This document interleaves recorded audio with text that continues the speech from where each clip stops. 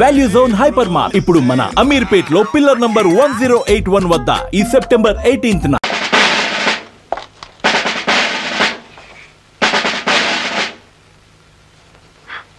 లలిత ఆ ఇన్స్పెక్టర్ వచ్చాడు. వాడు అసలు పిచ్చివాడు, తలంచుకో.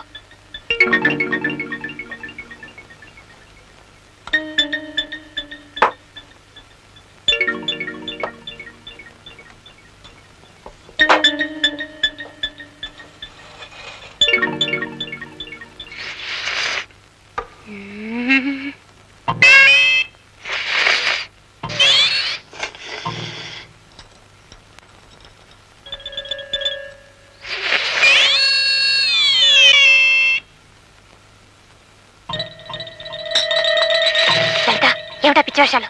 చాలా బాగుందక్క.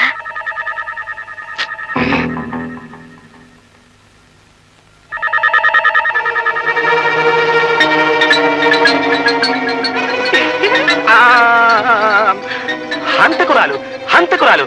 Police, police! సారీ, మేమే పోలీసులం కదా. Follow me. మర్యాదగా సరెండర్ అయిపోయి మర్యాదగా లొంగిపో. చెప్పేది నీకే. అమ్మాయి సరెండర్ అయిపో చెప్తున్నా నీకు. సరెండర్.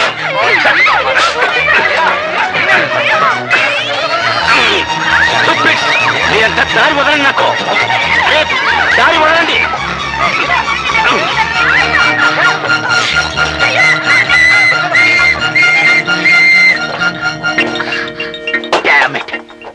తప్పించుకుపోయారు, ఇద్దరు తప్పించుకుపోయారు. నువ్వేమిటే ఎంచక్క అతుక్కుపోయావు?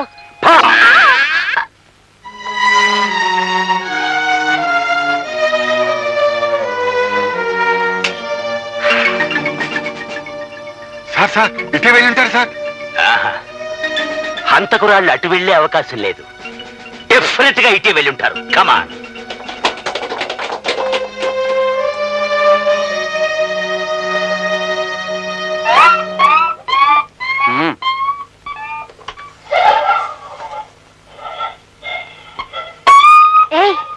పాపం అదలో కుయ్యో ముర్ర అంటుంటే దాని అలా ఈడ్చుకెళ్తావే? ఇది ఇంట్లో ఉన్నంతసేపే ఇంటికొక్కమ్మా. ఈదిని పడిందంటే ఊరుకొక్క అయిపోద్ది. దీన్ని లాక్కెళ్ళి చంపేయడం మా డ్యూటీ. ఇది ఇంట్లో ఉన్నంతసేపే ఇంటికొక్కమ్మా. ఈదిని పడిందంటే ఊరుకొక్క అయిపోద్ది. దీన్ని లాక్కెళ్ళి చంపేయడం మా డ్యూటీ.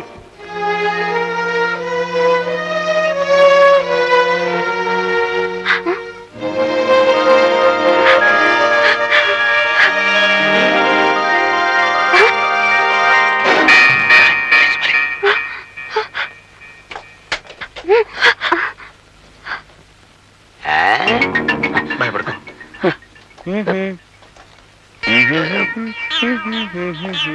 స్టాప్.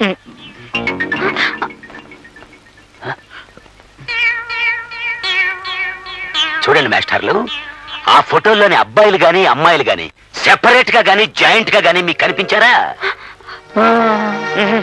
నిజం చెప్పండి, లేకపోతే అరెస్ట్ చేసేస్తాను ఆన్ ది స్పాట్. కనిపించారండి. ఇప్పుడే ఇటువైపుగా వెళుతున్నారు. I see.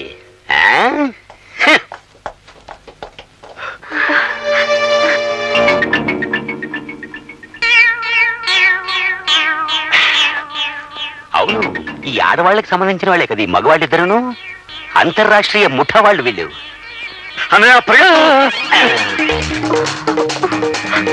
మర్యాదగా లొంగిపోండి, లేకపోతే సెక్షన్ 302 కింద అరెస్ట్ చేసి పడేస్తాను ఆన్ ది స్పాట్. చూడండి మాస్టర్లు, पुलिस के हाथ बहुत लंबे होते हैं, उससे बच के कोई कभी कहीं नहीं जा सकते. ఎవడో పట్టు వదల విక్రమార్కులా ఉన్నాడు రా. తమ్ముడు, ఈ కోతిని వాళ్ళ మీదకి వదిలేద్దామా? ఐడియా. సావిత్రి, నేను చెప్పినట్టు చెయ్యి. వచ్చేస్తారా?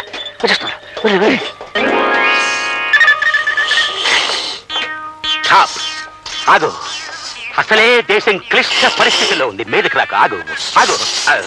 నామాలు, ఈ కోతి హంతకులతో చాలా సేపటి నుంచి ఉంది. ముందు దీన్ని పట్టుకుంటే మనకి బోల్డ్ అంత ఇన్ఫర్మేషన్ దొరుకుతుంది. అవును సార్. పద పట్టుకుందాం. లాభం లేదురా, పద మన బెటాలియన్తో సహా వద్దాం. కమాన్.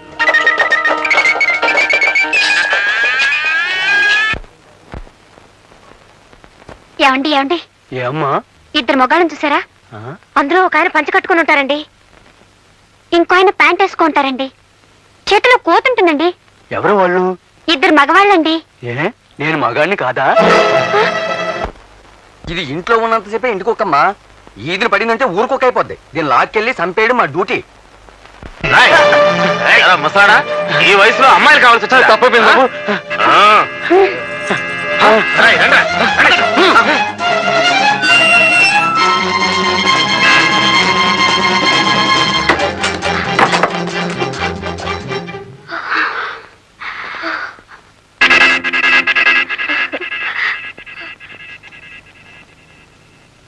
ఏమండి మమ్మల్ని రక్షించండి, రౌడీలు మమ్మల్ని తరుముకొస్తున్నారు. మా పిచ్చి తల్లి, మీరు రావాల్సిన చోటుకే వచ్చారు.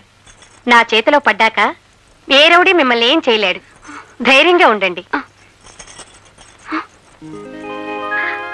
ఏ శకుంతల,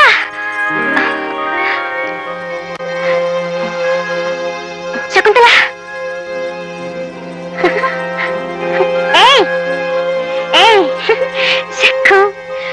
చిన్నప్పుడు ఇలాగే నాకు దొరకకుండా పారిపోవాలని చూసేదానివి. ప్రతిసారి నేనే పట్టుకునేదాన్ని, ఆఖరికి ఇవ్వాలి కూడా.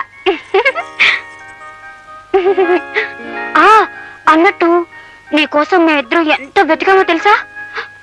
పట్నం వచ్చి ఎన్ని కష్టాలు పడిపోయావనుకున్నావు, ఆఖరికి ఇక్కడున్నావన్నమాట. ముగ్గురు రౌడీ వెధవలు సరోజిని చంపేశారు, ఇప్పుడు మా వెంట కూడా పడ్డారు.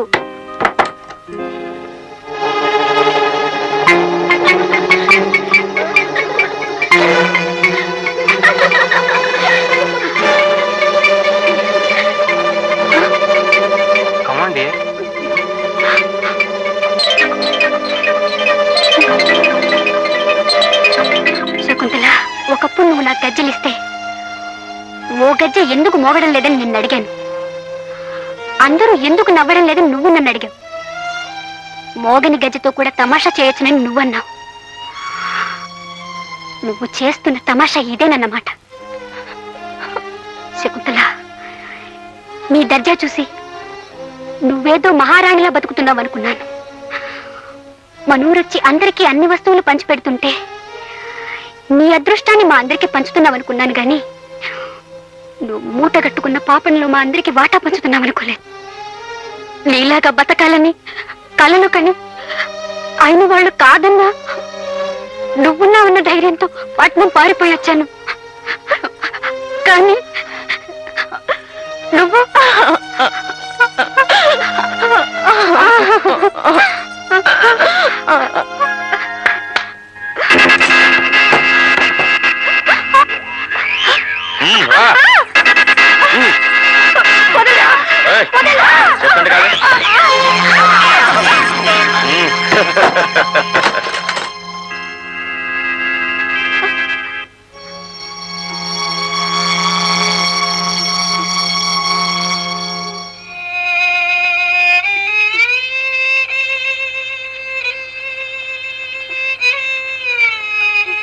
లలిత,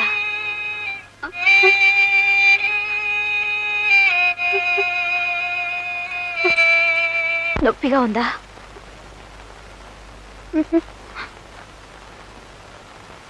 నాకు నొప్పిగా లేదు. వాళ్ళట్లా విసిరిపడేశారు కదా. కడుపులో బిడ్డకు ఏదన్నా దెబ్బ తగిలింటుందా?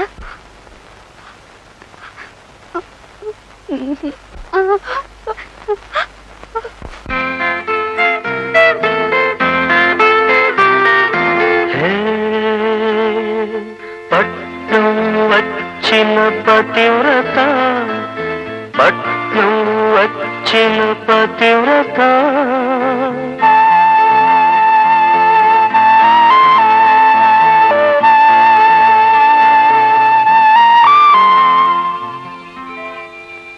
మన జీవితాలు ఇక్కడ ఎలా కుళ్ళిపోతున్నాయో మీ అందరికీ తెలుసు. ఇప్పుడు మరో ఇద్దరి జీవితాలు భూస్థాపితం కాబోతున్నాయి. ఇక్కడ మనం కుళ్ళిపోవటానికి కారణం ఆ గంగాదేవి. దాన్ని చంపేస్తే